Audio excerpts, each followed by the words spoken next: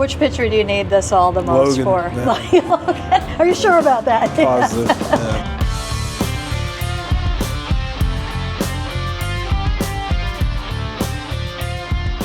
Cal, we got a request for this one quite a bit last year. People are really interested in the equipment that as a catcher you use. And so you were nice enough to let Alex go into the locker and grab a couple of the tools of the trade. First of all, are you insulted when people call them the tools of ignorance? No. No? That's Okay. fine. You're good with that. When you take a look at what you have over here, let's just start with the glove. How many gloves do you have? So Rawlings equips me, and they pretty much give me whatever I want. So there's a couple gloves. This one's not broken in yet. They sent probably about 4 or 5 gloves this year, and kind of did some team colors, and so I haven't had a lot of time, especially with WBC, to break in a bunch of gloves. So this one will get broken in. I usually get the bullpen catchers to help me out throughout the year, but yeah, I mean, it's pretty standard 34-inch glove. Like I said, Rawlings does all my gloves. This is like the City Connect one. Pretty cool, it's simple, but also, team colors. It's got the platinum patch on there from a couple of years ago. I get to wear that for the rest of my career, and it's just the mitt. So do you have a matching mitt for every uniform you have, or do you have a standard one that you use and then you have the City Connect on top of that? I'm still using the one from last year. Like I said, some of them, with how short spring training was, I usually get a little more time to break it in, but this year I just didn't have a lot of time to break gloves in, so I get help from the catchers, and I just kind of let them go and break them in. And, for now I just got one in the rotation and a few that are on the way. What's the most important thing that you look for in a glove? I mean, everybody's different. To me, I just want to know that it's reliable, and I'm going to catch it the same way every time, and it squeezes all the way and it doesn't rattle. The ball doesn't rattle when it comes in, so to me it's just catching it clean and knowing that I can squeeze the mitt pretty easily. So every now and then the laces do break. You've had them break on you before, haven't you? Or I've seen catchers with that. Yeah, just so much wear and tear, and you're catching high velocity, and so Rawlings, they double up my laces for me. It's hard to see there, but they double laces there. A little extra padding around here, that way from my hand. I mean, you can kind of get it. They do a great job. They let me custom everything, the way I like to squeeze it, the way I like to put my hand in, the lacing, to try to prevent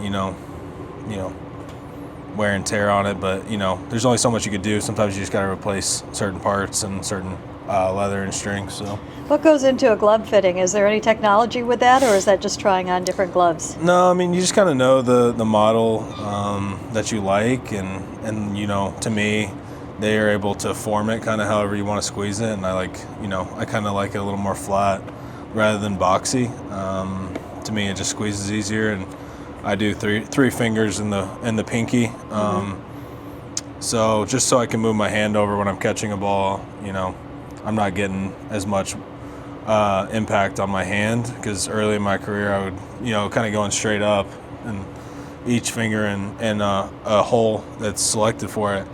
But my hand was getting beat up all the time and it was getting hurt, so I started, once you move these to the side, you get less impact on where you're catching it, because the fingers are now over here rather than all the way in the palm. Right. And it just helps take some pressure off that. So did you make that change at the big league level? I remember somebody talking about that. I don't remember. Yeah, in 24 I did that, because my hand I kept getting beat up, and you get foul tips, blocking balls, and just normal wear and tear, and I was having a hard time gripping the bat.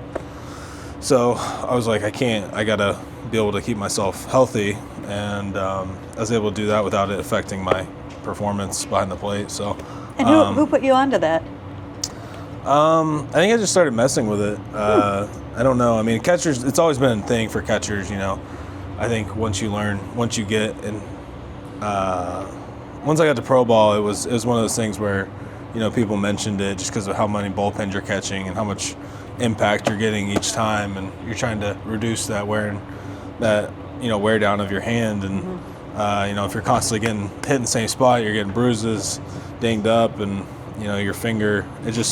So to me, it was just about staying healthy, and I just wanted to keep my hand as safe as possible because it gets beat up enough. So yeah.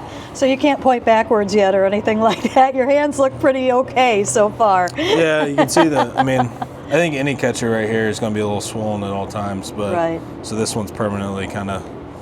I'm sure there's some nerve damage in there, but that's every catcher ever. So yeah. What do you remember about your first glove? Where did you get your first glove? Who gave you your first glove? Probably my dad. Yeah. I don't really remember my first glove, so. I'm sure it was a little tiny Mitt for a little toddler, so I'm sure that's what it was. For your tiny hands, right? Yeah, okay. Let's take a look at what else you have. The mask. The mask, there have been so many changes over the years with them. What do you prefer in, I mean, are they pretty standard right now, or do you have a lot of decisions to make with the mask and the helmet? No, I mean, I guess there's two kind of masks. So you got traditional two-piece mask, or you have the newer style hockey mask, which is a one-piece. Kind of looks like a hockey goalie's type that came out early 2000s, maybe at the end, probably around that time is when it started getting popular. I think it's all preference. For me, I like using a two-piece. The skull cap and the mask. I feel like it's lighter. I feel like I can see more out of it. Safety wise, I think they're both probably the same. You might be a little more safer with a hockey style for backswings and such. I did get hit at the COVID All site. I got a bat to the ear one time, which this didn't protect. I had to get 21 stitches in my right ear. The bat came around. Oh, that's terrible. I know. Who got you? Donnie Walton. Donnie Walton. One of my good friends. Donnie baseball. I know. I got some good pictures I could show you from that. That's okay. But yeah, maybe we'll share. Right around my ears exposed here, and it just got kind of bat wind there on accident. But were you seeing stars when that happened? I didn't. I kind of blacked out there for a little bit. So yeah, it got me pretty good, but yeah, so they make. There's some newer style masks that are supposed to be a little more safe for concussion protocol and stuff like that. But this is a fine mask. It does a good job for me. And like I said, I like the lightweight feeling. I like being able to see a lot of what's going on. That's important. Easy to take off. And you can see on the sides and everything else. Yeah. Yeah, good vision. It's something I've always just liked it better. So. And it just comes right off when there's a foul ball. Yeah, it just rips right off. So. Okay. Yeah, it's always been my preferred style. Fantastic. Now you always get to personalize. This is where you get creative. The chest protectors. Is that like a favorite piece of equipment because you get to do? Gloves got to be up there too, I would imagine. Yeah, I mean, yeah. So, with the technology nowadays, Rawlings was able to kind of get a little more customizable, obviously with colors, but you can see here they did the Seattle skyline with some rain kind of mixed in. Oh, that's rain. Yeah, so you get some rain. Oh, that's fantastic. Skyline. I did another one with some waves, the ocean.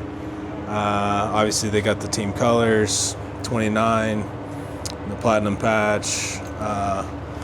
Trying it on the side there. Okay. Yeah, pretty. And then the big dumper. Signature big dumper. Yeah, so. Right there.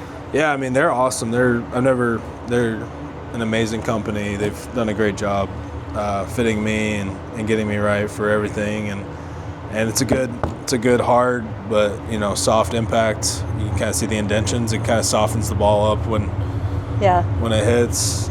So it legitimately does something. I mean, on TV it looks like it's just something soft that is an overlay, but it's actually it's got some. I mean, you can hear it. So it's firm, but it also has some give to it. But yeah, they just gotta protect the chest. So. Which pitcher do you need this all the most Logan, for?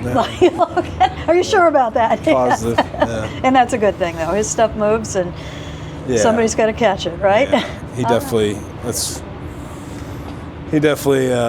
gets the most use out of the chest protector. So Okay. Cal, good stuff. Thank you. yeah.